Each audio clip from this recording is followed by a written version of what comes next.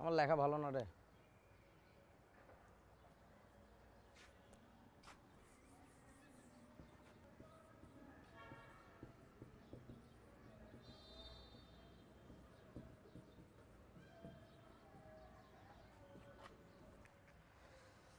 কি খবর ছোট্ট বন্ধুরা? আশা করি ভালো আছো। আমরাও ভালো আছি। সবাই খুব আটকে আছি আর কি। এই আটকে থাকাটা এখন আসলে খুব জরুরি। তো যাই হোক, এই আটকে থেকে আমাদের পড়াশোনা চালিয়ে যেতে হবে। তো এটার জন্য আমরা আসলে প্রথম বর্ষ, মানে তোমরা যারা এবার এসএসসি পরীক্ষা দিয়েছো, কলেজে উঠবে, তাদের জন্য কিছু ভিডিও লেকচার বানাতে চাচ্ছিলাম। তো অনেকেই বলছিল যে ভাইয়া অধ্যায় ভিত্তিকভাবে পড়িয়ে যান। তো এই জিনিসটার সাথে আমি পুরোপুরি দ্বিমত যে না, অধ্যায়ভিত্তিকভাবে আসলে পড়ানো যাবে না। তার কারণটা হচ্ছে যে আমাদের বর্তমান সিলেবাসের যে টপিক ডিভিশন, এটা আসলে আমার কাছে ব্যক্তিগতভাবে আমার কাছে খুব বেশি ভালো বলে মনে হয় না। যেমন তোমরা প্রথম অধ্যায়েই যেটা পাবে ল্যাবরেটরি নিরাপদ ব্যবহার, ওটা ঠিক আছে, খুব মৌলিক একটা অধ্যায়, ওটা জানা উচিত, ওটা প্রথমেই পড়া উচিত। তবে দ্বিতীয় যে অধ্যায়টা থেকে যখন থেকে তোমরা মূলত সিরিয়াস হওয়া শুরু করো, যেখানে তোমাদের আলোচনা আছে গুণগত রসায়ন, ওই গুণগত রসায়নের ওখানে তোমাকে পরমাণুর গঠন নিয়ে মূলত আলোচনা করা হবে, যে একটা পরমাণুর ভিতরে কী কী থাকে, ইলেকট্রন, প্রোটন, নিউট্রন, তাদের বিষয়গুলো কীরকম, নিউক্লিয়ার বিক্রিয়া কী। হ্যাঁ, এটাও খুব জরুরি, কিন্তু তারই পরে আছে হচ্ছে তোমার ধরো হঠাৎ করে কোত্থেকে জানি দ্রাব্যতার ব্যাপার স্যাপার চলে আসলো। তো দ্রাব্যতার ব্যাপারে আসলে তখনই হঠাৎ করে যাওয়াটা ঠিক না। তো এরকম আর কি কিছু অসামঞ্জস্যতা আছে আর কি। তো আমার ব্যক্তিগত অভিমত হচ্ছে, যতদিন না কলেজে ক্লাস শুরু হয়, কিছু একেবারে মৌলিক জিনিস, আমরা যেটাকে ইংরেজিতে বলি বেসিক ব্যাপার স্যাপার, মানে সেই জিনিসগুলো নিয়ে যদি একটু পড়ে রাখো তাহলে খুব ভালো হবে। তো সেই বেসিক ব্যাপারগুলো কি, সেই বেসিক ব্যাপার আসলে একটা দুইটা না, সেই বেসিক ব্যাপার আসলে অনেকগুলোকে একসাথে আমরা বেসিক বলি আর কি। তো তার মধ্যে প্রথমে যেটা শেখা উচিত বলে আমার কাছে মনে হয়, আমি গত প্রায় মানে এক যুগের মতো সময় হচ্ছে রসায়ন পড়াচ্ছি, মানে পড়ছি তোমাদের সাথে, আমি নিজেও পড়ছি, তোমাদের সাথেও আলোচনা করছি। তো সেক্ষেত্রে আমার কাছে যেটা মনে হয় যে সবার আগে যেটা দিয়ে শুরু করা উচিত সেটা হচ্ছে যে অ্যাসিড। অ্যাসিড বা অম্ল কী জিনিস, অম্লগুলো কীরকম হয়, তাদের সংকেতগুলো কীরকম, তাদের নামকরণগুলো কীরকম হয়। যেমন তোমরা হয়তো বা অ্যাসিডের নামকরণ নিয়ে কখনো আগে ভাবোনি, কিন্তু আমি তোমাদেরকে আগামী কয়েকটা লেকচারে একসাথে দেখাবো যে নামকরণ, মানে অ্যাসিডের নামকরণটা খুব মজার, এবং এইটা থেকে আসলে গোটা কেমিস্ট্রিকে না আনফোল্ড করা যায়, মানে পুরো জিনিসটা একেবারে ইজি করে ফেলা যায় আর কি। তো তার মধ্যে আমরা একটু দেখে নেই, অ্যাসিড আমরা কাকে বলি। তোমরা কতগুলো অ্যাসিডের নাম আমাকে বলো। NaCl, এটা একটা অ্যাসিড, রাইট? না, অবশ্যই এটা একটা অ্যাসিড না, এটাকে আমরা লবণ বলি। তো এইখানে আর একটা প্রশ্ন মনের মধ্যে আসা উচিত, লবণ তাহলে কাকে বলে আর কি। HCl তো একটা অ্যাসিড, HCl ডেফিনেটলি একটা অ্যাসিড। NaOH, এটা আর একটা অ্যাসিড। ও না, এটা মনে হয় অ্যাসিড না, এটা হচ্ছে ক্ষার। তো আসলে অ্যাসিড কাকে বলে, ক্ষার কাকে বলে, লবণ কাকে বলে, সংকেত, এগুলোকে আমরা সংকেত বলছি, আণবিক সংকেত। আণবিক সংকেত দেখেই যেন আমরা চিনতে পারি, সেই একটু মানে ব্যাপারটা ভাবো তো, যে একটা যৌগের আণবিক সংকেত দেখে আমরা কিভাবে বুঝবো যে সে কি অ্যাসিড, নাকি সে ক্ষার, নাকি সে লবণ, নাকি অন্য যে কোনো কিছু। বা একটা জটিল যৌগ কিভাবে চেনে, নামটা মনে হয় তোমরা শুনেছো, জটিল যৌগ, না শুনলেও ভালো, শুনে ফেলবে, এক ধরনের যৌগের নাম আর কি। তো আমি যদি সোজা কথা বলি খুব সহজে, যে অ্যাসিড চেনার উপায় কি, একটা আণবিক সংকেত দেখে অ্যাসিড চেনার উপায় কি, সেটার উত্তর হচ্ছে তোমরা নিজেরাই বলতে পারবে। আমি কতগুলো অ্যাসিডের সংকেত লিখলে, H2SO4 তোমাদের পরিচিত অ্যাসিড, তারপরে ধরো নাইট্রিক অ্যাসিড, খুব পরিচিত অ্যাসিড এগুলো, তারপরে কার্বনিক অ্যাসিড H2CO3। খেয়াল করে দেখো, সবগুলো অ্যাসিডের সামনেই হচ্ছে কি থাকবে, হাইড্রোজেন থাকবে। খুব সোজা কথায় বলে দেওয়া যায়, অ্যাসিডের সংকেত বলতেই বা সংকেত দেখে আমরা চিনব কীভাবে, সামনে যদি হাইড্রোজেন থাকে। আচ্ছা, তারপরে তোমাদের নবম দশম শ্রেণীতে চিনে আসা অ্যাসিড CH3COOH, ইথানোয়িক অ্যাসিড। কথা হচ্ছে ভাইয়া আপনি তো এইমাত্র বললেন সামনে হচ্ছে হাইড্রোজেন থাকলে অ্যাসিড হবে, এটা তো সামনে হাইড্রোজেন নেই। ডেফিনেটলি এটার সামনে হাইড্রোজেন নেই, তোমাদের মনে আছে। এটাকে বলা হয় হচ্ছে, যাদের মনে নেই তাদের জন্য বলে দিচ্ছি, এদেরকে বলা হয় জৈব অ্যাসিড, আর এরা হচ্ছে অজৈব অ্যাসিড। সুতরাং আমরা বলতে পারি অজৈব অ্যাসিডদের সামনে হাইড্রোজেন থাকবে সংকেতের, আর জৈব অ্যাসিডদের সংকেতে বিশেষ একটা মূলক থাকবে, সেই মূলকটার নাম হচ্ছে বন্ড COOH। এই যে বন্ড COOH, এই মূলকটা থাকলে তাদেরকে আমরা আসলে আগে বলতাম জৈব অ্যাসিড, ইন্টারমিডিয়েটে উঠে এদেরকে ভালো করে বলতে হবে কার্বক্সিলিক অ্যাসিড। এবং মজার কথা হচ্ছে, জৈব অ্যাসিড আরও এক প্রকার পাবো আমরা ইন্টারমিডিয়েটে, সেটা হচ্ছে বন্ড SO3H মূলকযুক্ত অ্যাসিড। সেই মূলকটা যখন থাকবে অ্যাসিডের সংকেতের মধ্যে, ওটাকে আমরা বলবো হচ্ছে সালফোনিক অ্যাসিড। চেষ্টা করো মনে রাখার, হয়তো বা এখন শিখলে দ্বিতীয় বর্ষ অর্থাৎ সেকেন্ড ইয়ার পর্যন্ত মনে থাকবে না, কিন্তু যখন তোমরা সেকেন্ড ইয়ারে উঠে জৈব যৌগ পাবে তখন দেখবে যে এই মূলক যখন থাকে একটা অ্যাসিডের সংকেতের মধ্যে, ওইটাকে তখন বলা হচ্ছে সালফোনিক অ্যাসিড। আর বন্ড COOH থাকলে তাকে বলা হচ্ছে কার্বক্সিলিক অ্যাসিড। তো এই দুটো মিলে মূলত হচ্ছে আমাদের জৈব অ্যাসিড। তাহলে তোমরা অ্যাসিডের প্রথম ক্লাসিফিকেশন বুঝতে পারছো। অ্যাসিড শেখার প্রথম যে প্রকারভেদ, মানে প্রথম যে ধরনের প্রকারভেদ আমরা করব সেটা পেয়ে গেছি, সেটা হচ্ছে উৎস অনুসারে অ্যাসিডের প্রকারভেদ করব। তো সেই প্রকারের প্রথমটা হলো তোমাদের অজৈব অ্যাসিড। এইটাকে প্রথমে লেখার কারণ হচ্ছে এটা আমাদের সবচেয়ে বেশি পরিমাণে কাজে লাগবে, আমরা এটার কথাই বেশি আলোচনা করব। গোটা ইন্টারমিডিয়েট সিলেবাসে দেখবা যে এটার ব্যবহারই সবচেয়ে বেশি হবে বিভিন্ন বিক্রিয়া থেকে শুরু করে সব কিছুতে। আর একটা হচ্ছে তোমাদের জৈব অ্যাসিড। আমি অম্ল লেখার চেয়ে অ্যাসিড লিখতে বেশি স্বাচ্ছন্দ্য বোধ করি, তোমরা অবশ্যই অম্ল লিখবে পরীক্ষার সময় বা নিজেরা। তো অজৈব অ্যাসিড কাকে বলে? অজৈব অ্যাসিডের আর একটা নাম হচ্ছে মিনারেল অ্যাসিড, মানে ইংরেজিতে এটাকে মিনারেল অ্যাসিড বলে। বাংলা বুঝতেই পারছো, মিনারেলের বাংলা হচ্ছে খনিজ অ্যাসিড। এটাকে অনেক সময় তোমরা যদি একটু উইকি পড়ো বা ইন্টারনেটে পড়াশোনা করো, দেখবে এটাকে অনেক সময় বেঞ্চ অ্যাসিডও বলা হয়। তোমাদের কাছে প্রশ্ন থাকলো যে এটাকে কেন বেঞ্চ অ্যাসিড বলা হয়, এটার উত্তর জানলে আমাদের কমেন্টে জানাও। ব্যাপারটা খুব মজার আর কি, কেন বেঞ্চ অ্যাসিড বলা হয়।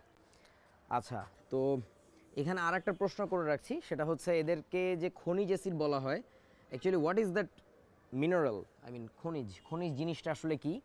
তোমরা কাছাকাছি আর একটা শব্দ শুনেছ, সেটা হচ্ছে আকরিক। তো এই পার্থক্যটা একটু জেনে নেবে যে খনিজ আর আকরিক ইংরেজি হচ্ছে ওর, আর খনিজ ইংরেজি হচ্ছে মিনারেল। এই শব্দ দুটো আসলে পার্থক্যটা কোথায়, মানে এরা কাদেরকে আমরা আসলে খনিজ বলি, কাদেরকে আমরা আকরিক বলি, এই জিনিসটা নিজেরা জেনে নেবে। এই প্রসঙ্গে আর কি কথাটা চলে আসলো, তাই বললাম, নিজেরা শিখে নিও, আমরা আলোচনা করব পরে। অজৈব অ্যাসিড আর একটা হচ্ছে জৈব অ্যাসিড। সো জৈব অ্যাসিডদেরকে আমরা অবশ্যই বলবো, বুঝতেই পারছো, অর্গানিক অ্যাসিডস। তো এখন কথা হচ্ছে অজৈব অ্যাসিডগুলো কারা কারা, কয়েকটা এক্সাম্পল লিখি। আমাদের খুব পরিচিত HCl, sulphuric acid, nitric acid, আর লিখতে পারছি না, অনেকগুলো লিখেছি। জৈব অ্যাসিডের উদাহরণ কি হতে পারে? CH3COOH, এটা একটা জৈব অ্যাসিড। তারপরে ধরো ClCH2COOH, এইটার নাম হচ্ছে ক্লোরো ইথানোইক অ্যাসিড। বুঝতেই পারছো, এটা হচ্ছে ইথানোইক অ্যাসিড CH3COOH। এটা হচ্ছে একটা ক্লোরিন ঢুকেছে এখানে, ইথানোইক অ্যাসিডের একটা হাইড্রোজেন প্রতিস্থাপন করে একটা ক্লোরিন ঢুকেছে, এটাকে আমরা বলছি ক্লোরো ইথানোইক অ্যাসিড। এই অ্যাসিডের আসলে সত্যিকার অর্থে নাম হচ্ছে আলফা ক্লোরো ইথানোইক অ্যাসিড, এটা বললে ভালো হয়, আলফা ক্লোরো ইথানোইক অ্যাসিড। আমি আর পুরোপুরি লিখছি না, আলফা ক্লোরো ইথানোইক অ্যাসিড এটার নাম, বা এটাকে 2 ক্লোরো ইথানোইক অ্যাসিডও বলা যায়। তারপরে ধরো যে COOH মূলকটা আছে, নিচে একটা ধরো বেনজিন আছে, তোমাদের নিশ্চয়ই মনে আছে এটাকে বেনজিন রিং বলে, বেনজিন বলয়। বেনজিন বলয়ের উপরে হচ্ছে COOH মূলক, এটাকে আমরা কি বলবো? এই প্রসঙ্গে আরেকটা কথা বলে রাখি, এই যে বললাম বেসিক মানে আসলে দুই একটা জিনিস না, বেসিক মানে অনেক কিছু। একটা বেসিক উপদেশ দিয়ে রাখি, সেটা হচ্ছে রসায়ন যদি ভালো করে পারতে চাও, তোমাকে প্রচুর সন্ধি বিচ্ছেদ শিখতে হবে। কথাটা শুনে হাস্যকর মনে হতে পারে, বাট বিশ্বাস করো, প্রচুর সন্ধি বিচ্ছেদ ভালো করে পারতে হবে। হ্যাঁ, বাংলায় তোমরা যেটা পড়েছো ওই সন্ধি বিচ্ছেদটাই আর কি। তো যেমন এখানে ধরো এই যৌগটার নাম আসলে কি হবে, তোমরা একটু পজ দিয়ে ভেবে দেখো পারো কি না। আমি একটু তোমাদেরকে ধরিয়ে দিচ্ছি। জিনিসটাতে কি ছিল? এটা ছিল বেনজিন, উপরে ছিল COOH মূলক। এই COOH মূলক হচ্ছে তোমার কার্বক্সিলিক অ্যাসিডের মূলক। কার্বক্সিলিক অ্যাসিড যৌগটার নামের শেষে ওইক অ্যাসিড হয়, যেমন ধরো ইথানোইক অ্যাসিড, ইথান যোগ হচ্ছে ওইক, একসাথে বলে ইথানোইক। তো একইভাবে এই COOH মূলকটা থাকলেই বলে হচ্ছে ওইক অ্যাসিড। তো এইখানে বেনজিন আছে, সাথে ওইক অ্যাসিড আছে, তো নামটা সন্ধি বিচ্ছেদ করলে সুন্দর করে বলা যায়, বেনজিনকে আমরা বলবো বেনজো। এই বেনজো কেন বলা হয় তারও একটা বিশেষ কারণ আছে, শিখবে। বেনজিন থেকে আমরা নামটা নিয়ে আসবো বেনজো, আর ওইক অ্যাসিড তো একসাথে বলবো বেনজোইক অ্যাসিড। আবারও বলছি, বেনজিন থেকে আসবে বেনজো, আর ওইক অ্যাসিড একসাথে বেনজোইক অ্যাসিড। তো এটার নাম হচ্ছে বেনজোইক অ্যাসিড। তারপরে ধরো তোমাকে SO3H এর কথা বলেছিলাম, যদি SO3H যে মূলকটা বেনজিনের সাথে লাগানো হয় ওটাকে বলা হয় বেনজিন সালফোনিক অ্যাসিড। তো এগুলো হচ্ছে তোমার কতগুলো জৈব অ্যাসিডের উদাহরণ, আর অজৈব অ্যাসিড তো বুঝতেই পারছো এগুলো। তোমাদেরকে বলে দিই এখন, যারা ধৈর্য ধরে এখনও ভিডিওটা দেখছো, যারা বন্ধ করে দাওনি তাদের জন্য, বেঞ্চ অ্যাসিড এদেরকে কেন বলা হয়?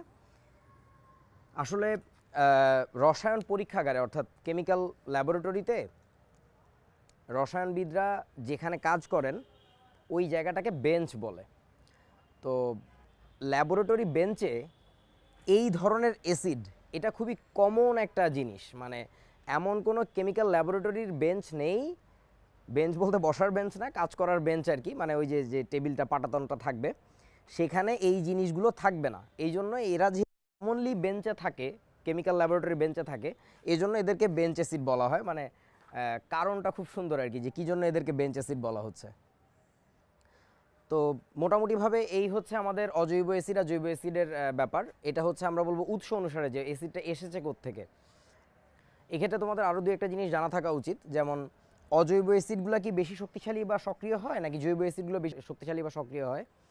তোমাদের মনে আছে হয়তো বা আসলে অজৈব অ্যাসিডগুলো সবচেয়ে বেশি শক্তিশালী হয়। যেমন তোমরা আমাকে একটু বলো সবচেয়ে শক্তিশালী অ্যাসিডের নাম কি বা সংকেত কি। এটা একটু ভিডিওটা পজ দিয়ে ভেবে দেখো, আমি বলে দিচ্ছি। তোমরা হয়তো বা অনেকেই ভাবছো H2SO4 এটা হচ্ছে সবচেয়ে শক্তিশালী অ্যাসিড। আমাদের সময়কার বইয়ে বলা ছিল যে সালফিউরিক অ্যাসিডকে অ্যাসিডের রাজা বলা হয়। তো এটা হয়তো বা বর্তমান সিলেবাসের বইতে নেই, তবে জানা থাকা ভালো যে এটাকে কিং অফ অ্যাসিডস বলা হয়। সালফিউরিক অ্যাসিডকে অ্যাসিডের রাজা বলা হয়। তার কারণটা হচ্ছে এটা না যে ও সবচেয়ে শক্তিশালী। সালফিউরিক অ্যাসিড অবশ্যই শক্তিশালী অ্যাসিড, কিন্তু ওইটা সবচেয়ে শক্তিশালী অ্যাসিড না। এটাকে অ্যাসিডের রাজা বলা হয় কারণ এটার ব্যবহার বেশি। চামড়া শিল্প থেকে শুরু করে কাঁচ শিল্প, মানে লৌহ শিল্প, সব জায়গাতেই প্রচুর পরিমাণে সিরামিক শিল্প সালফিউরিক অ্যাসিডের ব্যবহার খুব বেশি। কারণ হচ্ছে অ্যাসিডটা দামে যথেষ্ট কম অথচ কার্যকারিতায় অনেক ভালো, যথেষ্ট সক্রিয়। এই জন্য আমরা এটাকে প্রচুর পরিমাণে ব্যবহার করে থাকি, এই জন্য এটাকে বলা হয় অ্যাসিডের রাজা।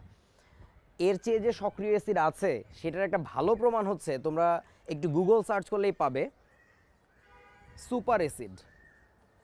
সুপার অ্যাসিড এর বাংলা কি আমি জানি না, বাংলাতে আমাদের বইতে কোথাও পাইনি, আমি গুগলে একদিন হঠাৎ সার্চ করতে করতে পেয়েছি আর কি। সুপার অ্যাসিড কাদেরকে বলা হয় জানো? যেসব অ্যাসিডের সক্রিয়তা 100% গাঢ় সালফিউরিক অ্যাসিডের চেয়ে বেশি তাদেরকে বলা হয় সুপার অ্যাসিড। এবং এইসব সুপার অ্যাসিডের সংখ্যা একটা দুইটা না, অনেকগুলো। তো তার মানে বুঝতেই পারছো সালফিউরিক অ্যাসিড সবচেয়ে শক্তিশালী অ্যাসিড না, বরং তার চেয়ে যারা সক্রিয় অ্যাসিড তাদেরকে আমরা সুপার অ্যাসিড বলছি। সুতরাং সালফিউরিক অ্যাসিড সবচেয়ে শক্তিশালী না। তাহলে সবচেয়ে শক্তিশালী অ্যাসিড কোনটা? সবচেয়ে শক্তিশালী অ্যাসিড হচ্ছে HClO4। এটার নাম কি জানো কেউ? পজ দিয়ে ভেবে দেখো এটার নাম কি। হয়তো বা এই সংকেতটা 9, 10 দেখো নাই, দেখতেও পারো, আমি জানি না অনেকে। HCl যদি থাকতো এটাকে আমরা বলতাম হাইড্রোক্লোরিক অ্যাসিড। HClO4 আছে, কিন্তু এটার নাম কি হবে? এটার নাম আমি বলে দিচ্ছি, এটার নাম হচ্ছে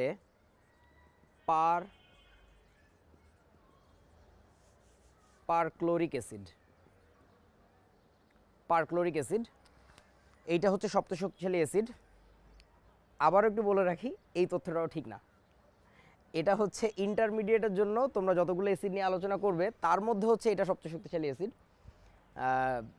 আশা করছি তোমরা ইন্টারমিডিয়েটের পরেও কেমিস্ট্রি নিয়ে পড়াশোনা করবে, তখন দেখবে যে এটার চেয়েও শক্তিশালী অ্যাসিড আছে। তো আপাতত এটা বলছি না, তোমরা নিজেরা গুগল করে জেনে নির্ভরযোগ্য সূত্র থেকে জেনে আমাকে কমেন্টে জানাও, মজা হবে, মানে এটা পড়ে খুব মজা পাবো আর কি।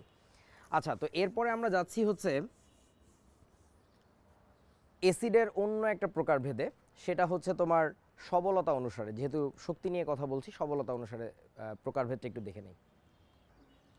সবলতা বা সক্রিয়তা অনুসারে আসলে অ্যাসিডের প্রকারভেদ, এটা তোমাদের দেখতে দেখতে অভ্যেস হয়ে যাবে, তেমন জরুরি কিছু না, এটা আমরা জানি সচরাচর। তারপর একটু বলে দিচ্ছি, একটু আগে বলেছি যে অজৈব অ্যাসিডগুলো সাধারণত বেশি সবল বা সক্রিয় হয়।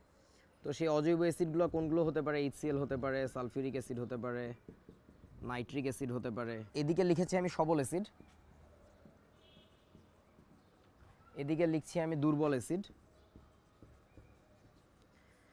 দুর্বল অ্যাসিড আগেই বলেছি জৈব অ্যাসিডগুলো সাধারণত হবে CH3COOH একটা দুর্বল অ্যাসিড। তারপরে অজৈব অ্যাসিড কি দুর্বল হয় না? অবশ্যই হয়।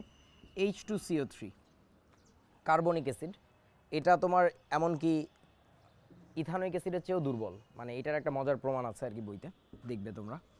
তারপরে ধরো H3PO4 অর্থোফসফরিক অ্যাসিড, এটাও একটা দুর্বল অ্যাসিড। তারপরে H3PO3 অর্থোফসফরাস অ্যাসিড, এটাও একটা দুর্বল অ্যাসিড। H3PO2 হাইপোফসফরাস অ্যাসিড, এটাও একটা দুর্বল অ্যাসিড। সুতরাং বুঝতেই পারছো যে এগুলো কিন্তু অজৈব অ্যাসিড, তাই না? মনে আছে তো, সামনে হাইড্রোজেন দেখলে আমরা বলবো হচ্ছে অজৈব অ্যাসিড। তো অজৈব অ্যাসিড হওয়ার পরেও কিন্তু সে দুর্বল হতেই পারে, ভেবো না কখনো যে শুধুমাত্র জৈব অ্যাসিডগুলোই দুর্বল। আচ্ছা, তো এই হচ্ছে মূলত সক্রিয়তা অনুসারে প্রকারভেদ। এরপরে আমরা সবচেয়ে জরুরি যে প্রকারভেদটা ওটাতে যাব, ওটা হচ্ছে তোমার গঠন অনুসারে।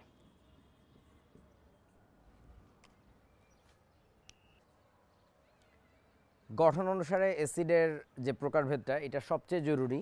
তো সেটা কি, তোমরা এতক্ষণ যে অ্যাসিডগুলোর সংকেত দেখেছো, খেয়াল করলে দেখবে কিছু কিছু অ্যাসিডের সংকেতের ভিতরে অক্সিজেন ছিল, আর কিছু কিছু অ্যাসিডের সংকেতের ভিতরে অক্সিজেন ছিল না। যেমন তোমার HCl, এখানে অক্সিজেন নেই, কিন্তু আবার HClO4 এখানে কিন্তু অক্সিজেন আছে। তোমরা জানো কিনা জানি না, H2S বলে একটা অ্যাসিড আছে, এটাকে হাইড্রোজেন সালফাইড গ্যাস বলা হয়, অথবা আর একটা নাম আছে, ওটা আমি এখন বলছি না, এটা একটা রহস্য রাখছি একটু পরে বলার জন্য। H2SO4 নামে কিন্তু আরেকটা অ্যাসিড আছে। সো এই অ্যাসিডের ভিতরে অক্সিজেন নেই, কিন্তু দেখো এখানে কিন্তু অক্সিজেন আছে। সুতরাং এই যে অক্সিজেন থাকা কিংবা না থাকা, অর্থাৎ তাদের গঠনটা কীরকম, গঠনের ভিতরে অক্সিজেন আছে নাকি নেই, এর উপরে ভিত্তি করে অ্যাসিড হচ্ছে দুই প্রকার। এই ধরনের যে অ্যাসিডগুলো যাদের মধ্যে অক্সিজেন নেই, তাদেরকে আমরা বলি হচ্ছে হাইড্রো অ্যাসিড। এদেরকে সংক্ষেপে ওই যে সন্ধি বিচ্ছেদ করে হাইড্রোসিডও বলা হয়। আর যাদের ভিতরে অক্সিজেন আছে তাদেরকে বলা হয় কি, এদেরকে বলা হয় অক্সো অ্যাসিড। এদেরকে অক্সি অ্যাসিডও বলা হয়, অক্সো অ্যাসিড বা অক্সি অ্যাসিড দুটোই বলা হয়। তাহলে আমরা বুঝতে পারলাম যে গঠন অনুসারে যে তার ভিতরে অক্সিজেন আছে নাকি নেই, এটার উপর ভিত্তি করে আসলে দুই প্রকার। কি কি? একটাকে আমরা বলবো হচ্ছে হাইড্রো অ্যাসিড, আবারও বলছি এদেরকে হাইড্রোসিডও বলা হয়। আর আরেকটা হচ্ছে অক্সো অ্যাসিড বা অক্সি অ্যাসিডও বলা হয় এদেরকে, অক্সো অ্যাসিড। উদাহরণগুলো কি হতে পারে? HF, HCl, HBr, HI। এই চারটাকে একবারে লিখে ফেললাম, কারণ এই চারজন একই রকম, তোমাদের জানার কথা। Fluorine, chlorine, bromine, iodine. এই সুবাদে বলে রাখছি। আর একটা মজার ব্যাপার, এই যে F যে মৌলটা, এটাকে আমরা বলতে বলতে অভ্যস্ত হয়ে গেছি যে এটা হচ্ছে, আমরা বলে থাকি ফ্লোরিন। উচ্চারণটা ভালো করে খেয়াল করো, উচ্চারণটা ফ্লোরিন না, উচ্চারণটা হচ্ছে ফ্লুরিন, FLUORINE। এই যে প্রথমটা ফ্লুরিন, এই জন্য পরেরটাকে আবার ক্লোরিন, ব্রোমিন, আয়োডিন বললো না। এই শব্দগুলো হচ্ছে এইভাবে CHLORINE। এবং এই উচ্চারণ নিয়ে আমরা মনে হয় খুবই অচেতন, মানে আমাদের ইচ্ছাকৃতভাবে ভুল উচ্চারণ করতে ভালো লাগে, মানে that has become kind of A fashion to us. That's not good. মানে যার যেটা উচ্চারণ আসলে সেটা করতে চেষ্টা করা উচিত। অন্তত আমার নিজেরও সব উচ্চারণ ভালো হয় না, কিন্তু আমি চেষ্টা করি না ভুল বলার আর কি। আর এটার এই যে একটু আলাদা নাম, মানে একটু আলাদা উচ্চারণ, এটার একটা কারণও আছে, জানতে পারবে আস্তে আস্তে, পড়তে থাকো। তো এইটাকে আমরা HF hydrofluoric acid, hydrochloric acid, hydrobromic acid, hydrogen iodide অথবা হাইড্রো আয়োডিক অ্যাসিড নামেও বলতে পারি আর কি। আচ্ছা, এইগুলো ছাড়া কি আর হাইড্রো অ্যাসিড চেনো? মানে এগুলোই তো তোমাদের চেনা, এর বাইরেও কি আরও অ্যাসিড আছে হাইড্রো অ্যাসিড? একটু ভেবে দেখো। আমি তার মধ্যে কিছু অক্সো অ্যাসিডের সংকেত লিখে আসি। অক্সো অ্যাসিডও তোমাদের ভালোই চেনা আছে, সবচেয়ে পরিচিত অ্যাসিডের রাজা, মনে আছে তো, king of acids, sulphuric acid. আচ্ছা, সালফিউরিক অ্যাসিড যদি পেরে থাকো, এর কাছাকাছি সংকেত একটা আছে, বলো তো কি? আর একটা বেসিক কথা বলে রাখি, উপদেশ। এটা আসলে উপদেশ না, এটাকে তোমরা আদেশ হিসাবেই ধরে নাও না, কোনো সমস্যা নেই, একেবারে মানে জোর করেই বলছি, এটা করতেই হবে। সেটা হচ্ছে ইন্টারমিডিয়েটে শেখার জিনিসের আসলে অভাব নেই। সেটা তুমি ফিজিক্সের দিকে তাকাও, কেমিস্ট্রির দিকে তাকাও বা ম্যাথের দিকে তাকাও, মানে শিখতে শিখতে পাগল হয়ে যাইতে পারবা, কিন্তু শেখার আসলে তখনও শেষ হবে না। সুতরাং তুমি যদি চাও যে আমি বেশি শিখবো, সেক্ষেত্রে তুমি পাগলামি করলে হবে না, তোমাকে একটু সিস্টেমেটিক ওয়েতে, অর্থাৎ একটু নিয়মতান্ত্রিকভাবে সামনের দিকে যেতে হবে।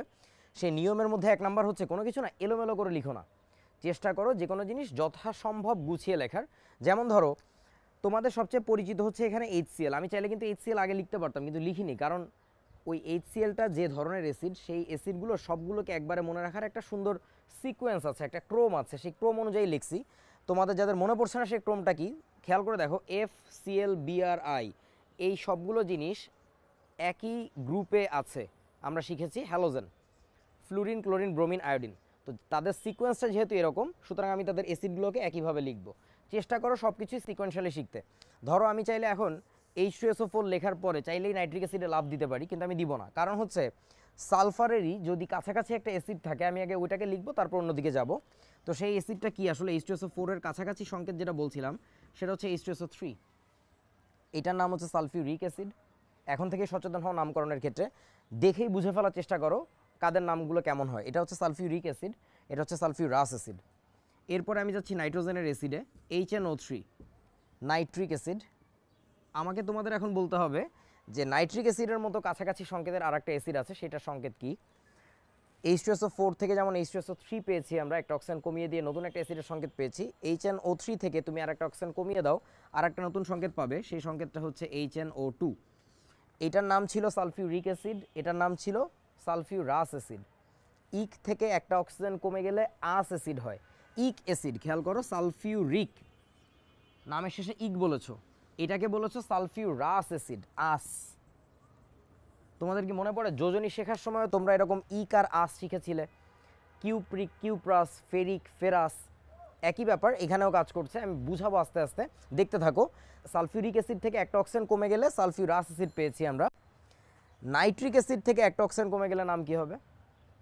নিশ্চয়ই বুঝতে পারছো, এটা হবে হচ্ছে নাইট্রাস অ্যাসিড।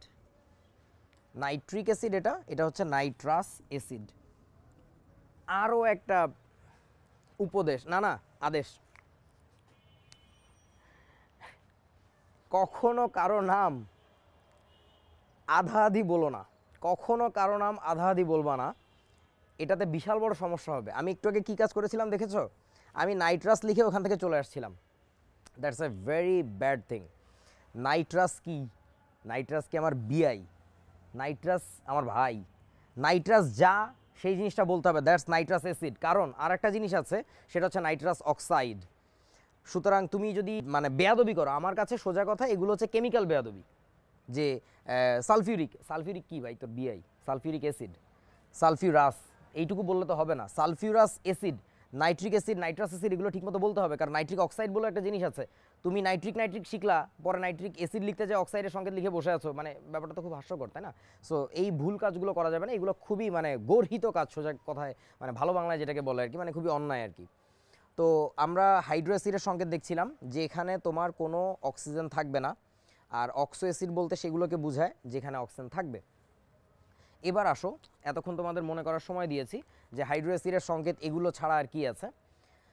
এতক্ষণে মনে করতে পারলে ভালো, না করতে পারলেও ভালো। আমি বলে দিচ্ছি আরও কিছু, হয়তো অনেকে দেখেছো HCN, এই অ্যাসিডটার কথা কি মনে পড়ে? হ্যাঁ, এটা একটা অ্যাসিড, এটার নাম হচ্ছে হাইড্রোজেন সায়ানাইড বলে তোমরা ডাকো। এর আর একটা নামও আছে, পরে বলছি। এছাড়া আর কি আছে? তোমাদের খুব পরিচিত একটা যৌগ আছে NH3, নাম মনে পড়ে? এটার নাম হচ্ছে অ্যামোনিয়া, অ্যামোনিয়া গ্যাস। হ্যাঁ, ক্ষারীয় একটা গ্যাস। এই অ্যাসিডের, সরি এটা কোনো অ্যাসিড না, এটা একটা ক্ষার। এটার সংকেতকে আমি যদি একটু উল্টে লিখি, নাম্বার ঠিক থাকবে। এখানে যে 1 আছে না, নাইট্রোজেনের সাথে 1 আছে আর হাইড্রোজেনের সাথে 3 আছে, নাম্বার দুটো ঠিক রেখে আমি যদি পরমাণু দুটাকে উল্টে দেই, তখন সংকেতটা হবে HN3। এটা একটা অ্যাসিড, HN3। এটাকে বলা হয়, আমাদের বইতে লেখা থাকে হাইড্রোজোয়িক অ্যাসিড, এটার অ্যাকচুয়াল উচ্চারণটা সম্ভবত হাইড্রোজোয়িক অ্যাসিড। আর একটা অ্যাসিড দেখলাম, তাহলে এই অ্যাসিডগুলোর মধ্যে দেখো কোথাও কিন্তু কোনো কি নেই, অক্সিজেন নেই, এই জন্য আমরা বলছি হাইড্রো অ্যাসিড। আর অক্সিজেন থাকলে বলবো হচ্ছে অক্সি অ্যাসিড। তার মানে অক্সি অ্যাসিড হাইড্রো অ্যাসিডের ডেফিনেশনটা আসলে অক্সিজেনকে দিয়ে, ডেফিনেশনটা এরকম, যার মধ্যে অক্সিজেন থাকবে তাকে অক্সি অ্যাসিড বলবো, যার মধ্যে অক্সিজেন থাকবে না তাকে আমরা হাইড্রো অ্যাসিড বলবো। কখনো ভেবো না যে যার মধ্যে হাইড্রোজেন থাকবে তাকে হাইড্রো অ্যাসিড বলে। হাইড্রোজেন হাইড্রো অ্যাসিডেও থাকে, অক্সি অ্যাসিডেও থাকে, মানে অ্যাসিড হতে গেলেই সামনে হাইড্রোজেন থাকবে। এবার তোমাদের কাছে একটা প্রশ্ন থাকলো, CH3COOH, আমাকে বলতে হবে এই অ্যাসিডটা কেমন অ্যাসিড, হাইড্রো অ্যাসিড নাকি অক্সি অ্যাসিড? তোমরা বলবে এটা একটা অজৈব অ্যাসিড। আরে বোকা, আমি তো উৎস অনুসারে প্রকারভেদ চাচ্ছি না, তার গঠন অনুসারে চাচ্ছি। গঠন অনুসারে শিখলাম আমরা দুই প্রকার, হাইড্রো অ্যাসিড আর অক্সি অ্যাসিড। উত্তরটা হচ্ছে এর ভিতরে যেহেতু অক্সিজেন ছিল, ডেফিনেটলি এই অ্যাসিডটা হচ্ছে অক্সো অ্যাসিডের একটা উদাহরণ। তারপরে তোমরা আমাকে একটু বলো, ওই যে আমরা একটু আগে দেখেছিলাম যে বেনজিনের মাথার উপরে SO3H, এটাকে আমরা বলছিলাম বেনজিন সালফোনিক অ্যাসিড। এই অ্যাসিডটা কেমন অ্যাসিড? অবশ্যই ধরতে পেরেছো এবারও মনে হয়। অক্সিজেন যেহেতু আছে সুতরাং এই অ্যাসিডটাকে আমরা বলবো হচ্ছে অক্সো অ্যাসিড। তো হাইড্রো অ্যাসিড আর অক্সি অ্যাসিড তো দেখলাম, এই হাইড্রো অ্যাসিডের নামকরণ নিয়ে এখন একটু আমরা কথা বলবো। অক্সি অ্যাসিডের নামকরণ নিয়েও কথা বলবো, সেটা পরে। পরে মানে অ্যাসিডের প্রকারভেদ সব কিছু পড়ে তারপরে। তার কারণ হচ্ছে অক্সি অ্যাসিডের নামকরণটা একটু বড় এবং ওটার মধ্যেই বিশ্বাস করো মানে সব মজা লুকিয়ে আছে আর কি। মানে আমি হাইড্রো অ্যাসিডের সংকেতগুলো লিখছি আমরা যেগুলো আলোচনা করেছি এইমাত্র।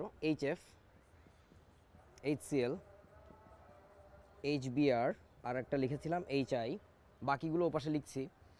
এখন HCl এর নাম কি? HCl এর নাম কিন্তু তোমাদের দুটা মনে পড়ে আমার যতটুকু জানা আছে। হয়তোবা কেউ কেউ মনে করতে পারছো এটাকে আমরা বলেছিলাম হাইড্রোক্লোরিক অ্যাসিড। আর একটা নাম অনেকের মনে পড়ছে, হয়তোবা মারামারিও করছো নিজেদের মধ্যে, যেটা না না এটার নাম তো এটা না, এটার নাম তো হচ্ছে হাইড্রোজেন ক্লোরাইড। মারামারি করো না, দুটো নামই ঠিক আছে, দুই নামেই তাকে ডাকা হয়, দুটো প্রযোজ্য। সাধারণত হাইড্রোক্লোরিক অ্যাসিড আমরা বলি লিকুইড অথবা হচ্ছে অ্যাকুয়াস স্টেটে, আর হাইড্রোজেন ক্লোরাইড আমরা তখন বলি যখন হচ্ছে গ্যাসাস বা ভ্যাপার স্টেটে থাকে, অর্থাৎ গ্যাস বা বাষ্পে থাকে। তাহলে এখন কথা হচ্ছে এটা যেহেতু আমাদের সবচেয়ে পরিচিত অ্যাসিড, এটা থেকেই বাকিগুলোর নামকরণও করে ফেলছি, একই রকম স্টাইলে নামকরণ হবে আর কি। তাহলে বলো তো এটার নাম কি হবে? আমার লিখতে লিখতে হাত ব্যথা হয়ে যাবে। এর যেহেতু একটা নাম ছিল হাইড্রোক্লোরিক অ্যাসিড, তাহলে এর একটা নাম কি হবে? হাইড্রো। ক্লোরিন থেকে এসেছে ক্লোরিক, তাহলে ফ্লুরিন থেকে কি আসবে? Fluoric acid. শব্দটা খেয়াল করো, fluoric, not floric. Please don't do that. আমি জানি তোমরা অনেকে বলবে আমাদের বইতে লেখা ছিল, ভুল লেখা ছিল, সঠিকটা শেখো। আর বইতে লেখা থাকলেই সব কিছু মানতে হবে, ব্যাপারটা এরকম না আর কি। নিজেদের মন একটু খোলো, আশেপাশে দেখো। হাইড্রোজেন ক্লোরাইড যদি এটা হয়, কারণ ক্লোরিন ছিল, তাহলে এটার নাম আমরা বলবো হাইড্রোজেন। আমার হাতের লেখা ভালো না, নিজেরা একটু বুঝে নিও। হাইড্রোজেন ক্লোরাইড ছিল, এটাকে আমরা বলবো ফ্লুরাইড। তোমাদের যাদের আমার কথা বিশ্বাস হচ্ছে না যে এটার উচ্চারণটা কি ফ্লোরাইড নাকি ফ্লুরাইড, তোমরা একটা কাজ করো, পেপসোডেন্ট নামে একটা টুথপেস্ট আছে, পেপসোডেন্টের অ্যাডভার্টাইজমেন্ট যখন টিভিতে দিবে, বিজ্ঞাপন যখন দেয়, তখনও দেখবে ফ্লুরাইড যুক্ত বলে, নট ফ্লোরাইড যুক্ত, ফ্লুরাইড যুক্ত। আচ্ছা, তাহলে এখন বলো HBr এর নাম কি হবে? দুই রকম হবে, বুঝতেই পারছো। হাইড্রোক্লোরিক ছিল, তাহলে এটা হবে হচ্ছে হাইড্রোব্রোমিক অ্যাসিড। তারপর এটা আরেকভাবে নাম কি বলা যাবে? Hydrogen bromide, HI। এটার নামটা আমি আর লিখছি না, তোমাদের উপর ছেড়ে দিচ্ছি। হাইড্রোব্রোমিক ছিল, তাহলে এটাকে কি বলবো? Hydro iodic acid. Hydrogen bromide বলেছি, তাহলে এটাকে বলবো হাইড্রোজেন আয়োডাইড। বাচ্চা জিনিস। আচ্ছা, এবার তাহলে তোমরা আমাকে একটু বলো তো বাচ্চা ধনেরা,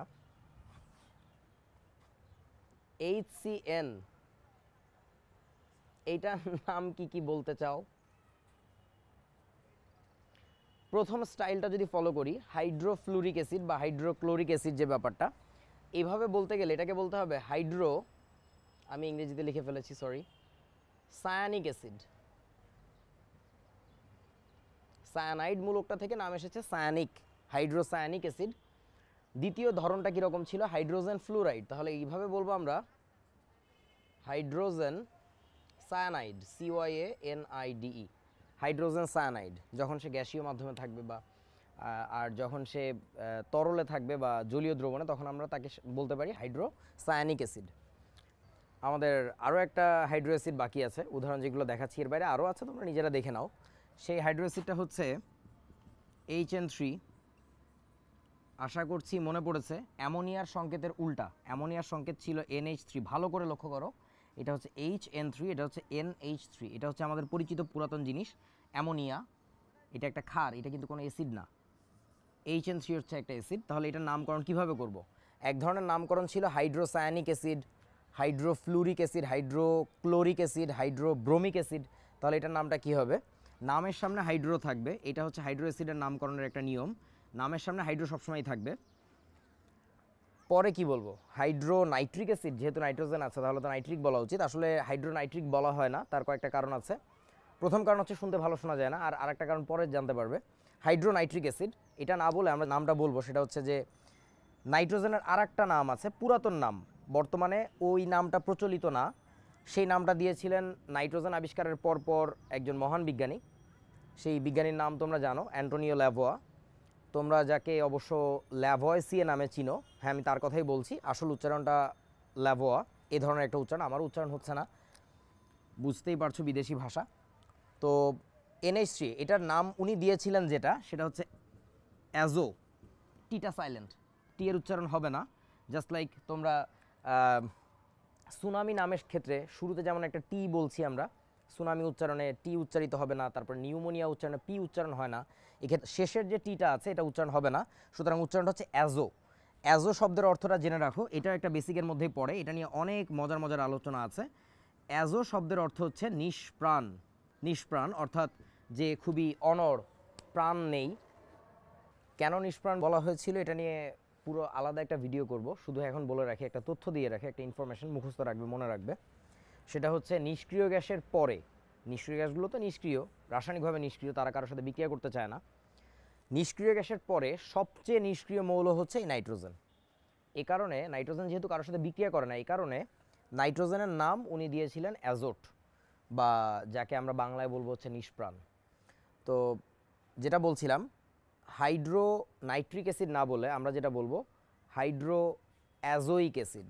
খেয়াল করো, হাইড্রো অ্যাজোইক অ্যাসিড, অ্যাজোট শব্দটা থেকে, অ্যাজো শব্দটা থেকে এসেছে অ্যাজোইক, যেমন ক্লোরো থেকে এসেছে ক্লোরিক, অ্যাজো থেকে এসেছে হচ্ছে অ্যাজোইক, হাইড্রো অ্যাজোইক অ্যাসিড। তোমাদেরকে একটু আগে বলেছিলাম যে কেমিস্ট্রি পড়ার জন্য সন্ধিবিচ্ছেদ মনে রাখাটা খুবই জরুরি।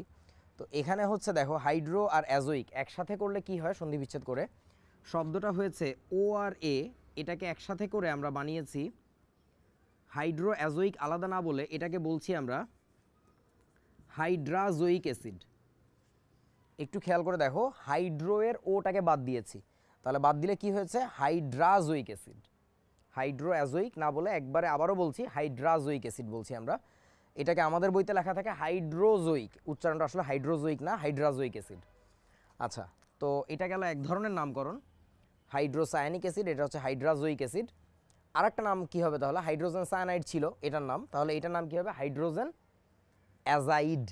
অ্যাজো থেকে নামটা আসবে হচ্ছে অ্যাজাইড, যেমন হাইড্রোজেন ক্লোরাইড, হাইড্রোজেন ব্রোমাইড, তাহলে এটার নাম হচ্ছে হাইড্রোজেন অ্যাজাইড, AZIDE, অ্যাজাইড। তো এই হলো তোমাদের হাইড্রো অ্যাসিডের নামকরণ। আমরা আগামী দিন অ্যাসিডের আরও একটা প্রকারভেদ দেখব, আরও কিছু প্রকারভেদ দেখে তারপরে আমরা অক্সি অ্যাসিডের নামকরণে যাব। তোমরা এই ব্যাপারগুলোকে একটু ভালো করে আত্মস্থ করার চেষ্টা করো, বারবার প্র্যাকটিস করো, এভাবে আমরা ধীরে ধীরে এগোতে থাকবো। আর একটা কথা মনে রেখো, তলাবিহীন ঝুড়ি হওয়া যাবে না। তোমাদেরকে যে ইনফরমেশনগুলো দেওয়া হচ্ছে, যে তথ্যগুলো দেওয়া হচ্ছে, বা যে বিষয়গুলো বোঝানো হচ্ছে, এগুলো যত ভুলতে থাকবে তত তোমার শেখা জিনিস কাজে লাগতে থাকবে কম। যা কিছুই শেখানো হচ্ছে এগুলো ধীরে ধীরে ব্যাখ্যা পাবে, প্রত্যেকটার কারণ খুঁজে পাবে। জাস্ট লাইক তোমাদের ওই যে পাজল সলভিংয়ের মতো না, হঠাৎ হঠাৎ হয়তো এক একটা তথ্য দেওয়া হচ্ছে, কিন্তু at the end when you look back everything will fall in line, প্রত্যেকটা জিনিসের কারণ খুঁজতে পারবে। এই কথা বলতে যে একটা কথা মনে পড়লো, জীবনে আমাদের চলার পথে আসলে অনেক কিছুই হয় যেগুলোর আমরা কারণ হঠাৎ করে বুঝতে পারি না। তোমার কাছে মাঝে মধ্যে মন খারাপ হয়ে যায়, আমরা হতাশ হয়ে পড়ি, কিন্তু পিছনে ফিরে তাকালে না একটা পর্যায়ে যে তখন তুমি প্রত্যেকটা বিন্দুর মিশ্রণে একটা ভালো জিনিস দেখতে পাও, যে এটা আসলে হয়তো বা স্রষ্টা আমাদেরকে চেয়েছিল বলে এদিকে নিয়ে এসেছে আর কি। এটার জন্য খুব সুন্দর একটা ভিডিও আছে স্টিভ জবসের, তোমরা ইউটিউবে সার্চ করতে পারো, কানেক্টিং দ্য ডটস, ভিডিওটি দেখে নিও। তো আজকের জন্য তোমাদের এই উপহারটা থাকলো, ভিডিওটি দেখো। আর আমাদের ভিডিও ডেসক্রিপশনে একটা লিঙ্ক দেওয়া আছে, লিঙ্ক থেকে তুমি একটা PDF ফাইল পাবে, ওই ফাইলটি নামিয়ে একটু পড়ে নাও, ভালো হবে, কাজ করবে। এই যে আলোচনাগুলো হলো সেটা নিয়েই একটা ফাইল তৈরি করা আছে আর কি। ধন্যবাদ সবাইকে, আগামী ভিডিও দেখার জন্য আমন্ত্রণ রইল।